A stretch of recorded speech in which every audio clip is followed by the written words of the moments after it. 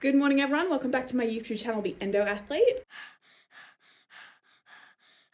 Today's video, I'm going to take you along as I attempt an 8K long run. It comes after having completed some interval runs and a easy 5K earlier this week. Now, if you're sitting here wondering going, what the fuck's the difference between an interval run and an easy run and a long run? Don't worry, I'm going to explain that to you as well. So I found now that I'm, 4 months into my running journey, no one actually ever explains the difference and all the running lingo and things like that. So this video is going to break that down for you.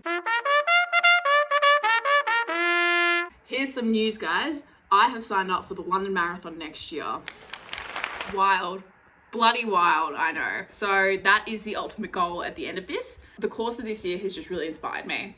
And it's just something I think it's a once in a lifetime opportunity, something I'm really grateful that I can do through a tour operator, and I'm super excited. In the meantime, I do have a 5K, my first 5K event coming up in 2 weeks, which I'm now feeling a lot more confident for because I have done a few outdoor runs now where I've been able to finish them. So I'm very excited. And then, yeah, my plan is to do the Sydney half in September, which is actually not that far away. So I'm a little bit nervous about the prospects of that, but that is the plan. All in all, training for the London Marathon. So definitely make sure you hit that subscribe button because you bet that I'm going to be posting a lot of videos tracking my progress. And it'd be really cool to see some other people who are training for their running progress and their running goals. And if you're doing the London Marathon, I'd love to follow along. So for today's run, I am wearing a lot of Gymshark. I may have done some spending during the end of financial year sale and bought some stuff. Now, I don't typically run in Gymshark, so this will be a new vibe for me. I bought an oversized t-shirt. As you will see in most of my videos, this is typically what I like to run in. Just makes me feel a little less self-conscious and it just feels a bit more breathable. And then some seamless Gymshark shorts on that hopefully will prevent any thigh chafing. All right, that's enough chatter for the moment. When I get back from my run, I will be breaking down some of that running lingo and terminology for us. But for now, I'm gonna head into the city and go on my 8K run. Let's go. I am heading to where I want to run. It is fucking cold. I'm in a t-shirt. I didn't want to bring a jumper because for obvious reasons, but it's really cold. Ooh. I did do a little wee at the station when I got here. Still no number 2s, so we'll see how that goes. I hope there's some sun, but not too much sun, but a little bit of sun.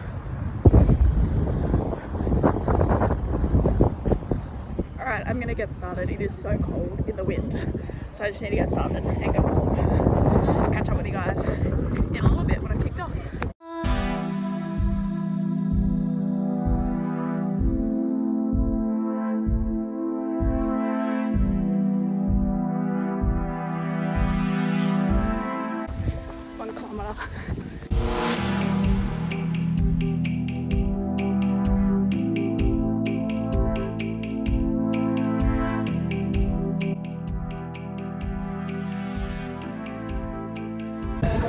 Resuming workout.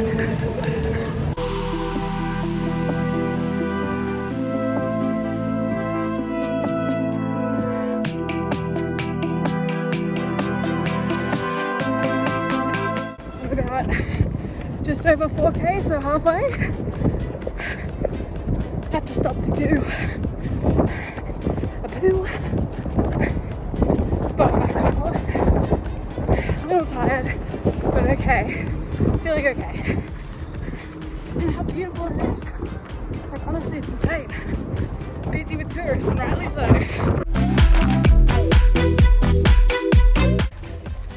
5 kilometers. I'm 6Ks in, so I look real tired and a bit sore.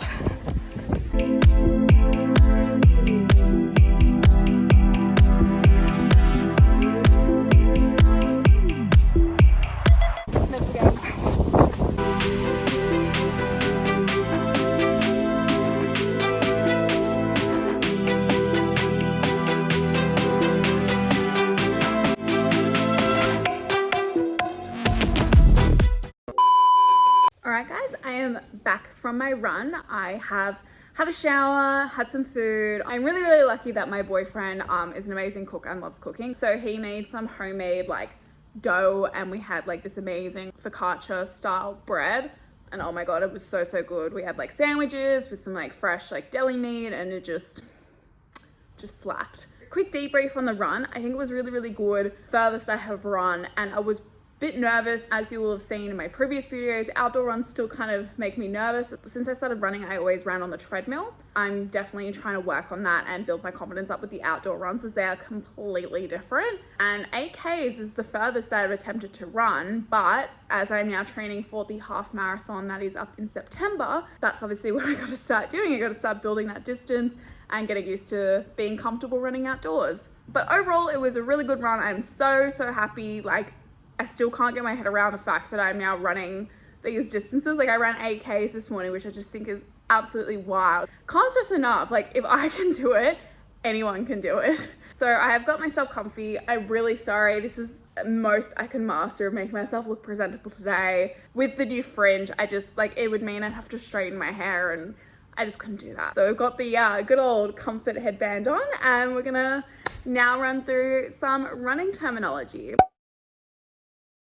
Let's start with the different types of runs, as I know that was something that I was like, everyone talks about these different runs and I really can't understand the difference, particularly when the words easy run are thrown around for like a long distance. Even 5Ks, everyone's like, oh, let's do a 5K easy run. I'm like, a 5K run does not sound easy. So an easy run, from what I understand, and obviously I'm certainly not an expert, but an easy run is basically where you keep your heart rate low, so you're not basically gassing out all the time. So you can kind of just keep plodding along. Even if it's a bit of a shuffle, you just kind of keep moving your body. You're just trying to be as comfortable as possible. Despite the fact that you might be running like a longer distance to what you're potentially normal to, an easy run is just trying to be comfortable and just enjoying your run. Now there's an interval run. Doing intervals, I think most people can probably get your head around like what intervals are. It's like doing different lengths of training at different paces.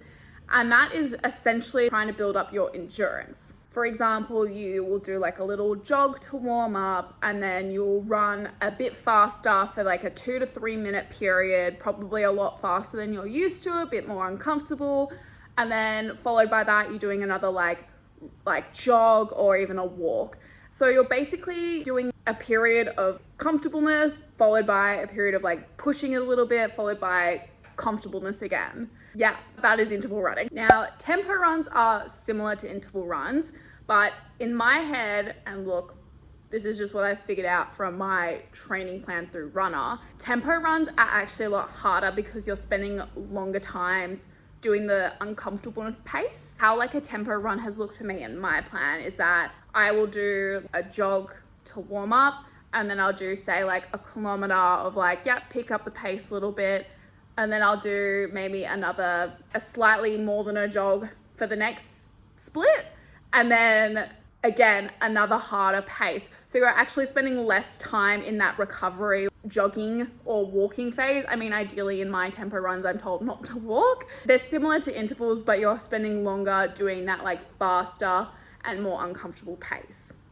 I hope that makes sense. And lastly, you have your long runs. Long runs, like the one I went on this morning, are obviously for a bigger distance, and you're basically trying to train your body to run at a comfortable but not too comfortable pace. You're building up your endurance and building it up for that longer distance. I think it's really hard because like with the long runs, you're just like, how the fuck do I do this? But like this morning through my Runner app, I had, okay, let's warm up. Let's do the first 2 kilometers at like a nice comfortable pace.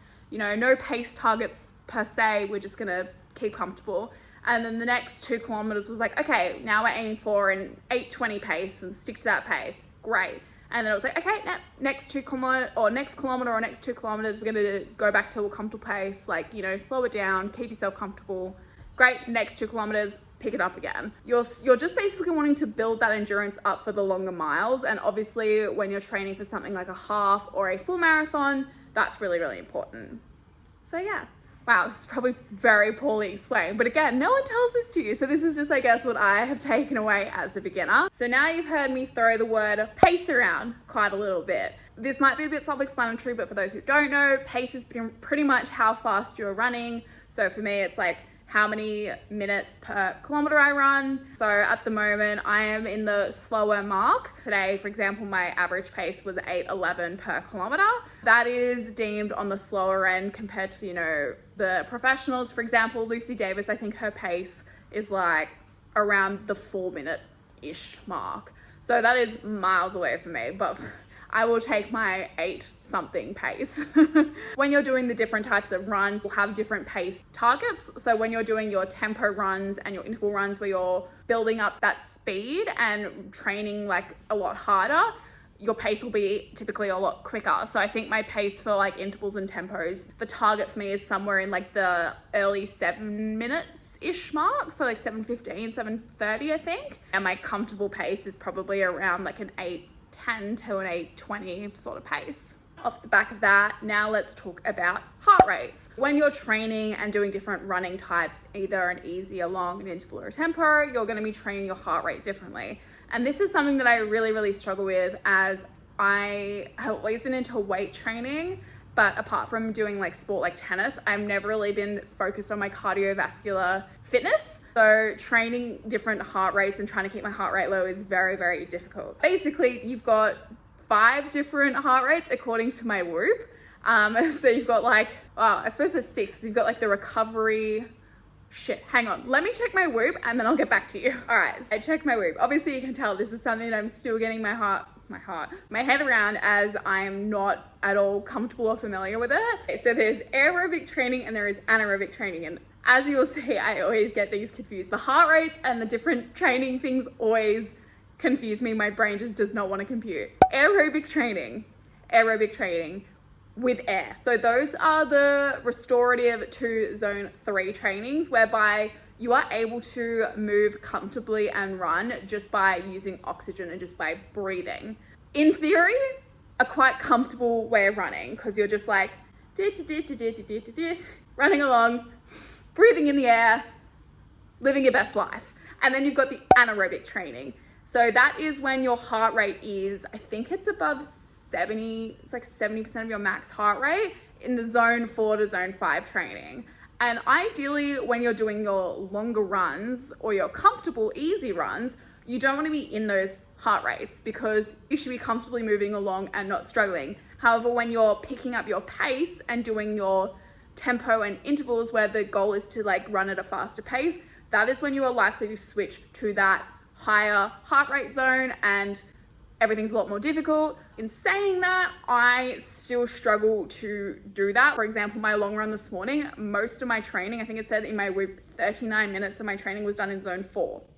Those are the difference in the heart rate. Sum up: aerobic with air, anaerobic not with air. That's when you start, like, your body starts using its like different fuel sources. I think it takes from the fat zone. Fuck, I don't know. I'm not gonna get into that. That's not my forte, but just basically know that when you're doing an easy or a long run, you're trying to keep your heart rate really low in those earlier zones of heart rates. God, this has gone to shit. And then those short intervals, tempos where you're really pushing the pace, that is when your heart rate is gonna go up. And basically keep your heart rate as low as possible for those longer runs and those comfortable runs, and your heart rate can increase when you're pushing your training. Sorry guys, that was probably a shit explanation, but there it is. I'm trying to think of what else gets thrown around a lot. I think another one, splits. That is, for example, I did 8 kilometers this morning. So my different splits are seeing my pace for each kilometer, where I averaged this rate for this kilometer. And oh gosh, you can tell that I'm absolutely fucking fried because this is not going very well. What else do people like to know? Cadence, that's another one that people throw around a lot. I think it is how many steps you take per minute or second. I'm not going crazy. Cadence is your steps taken per minute. The idea is that you take more and you want a higher cadence. From what the Nike.com website just told me when I checked my knowledge, you want your cadence to be, I think, above 170, so 170 steps per minute. And it basically comes back down to how your running form is. And they say if your cadence is lower than that, you're more likely to be like thudding and like heavy impacting on the ground, and therefore leading to like an increased risk of injury. Yeah, you might have heard this term, I think, just generally thrown around, but the term hitting the wall, and that is when you're obviously running and you just like fuck this, I can't do it anymore, my body just is gonna give up. I'm sure if you are new to running or you watch a lot of runners and you'll like, particularly distance runners, you'll see them have gels.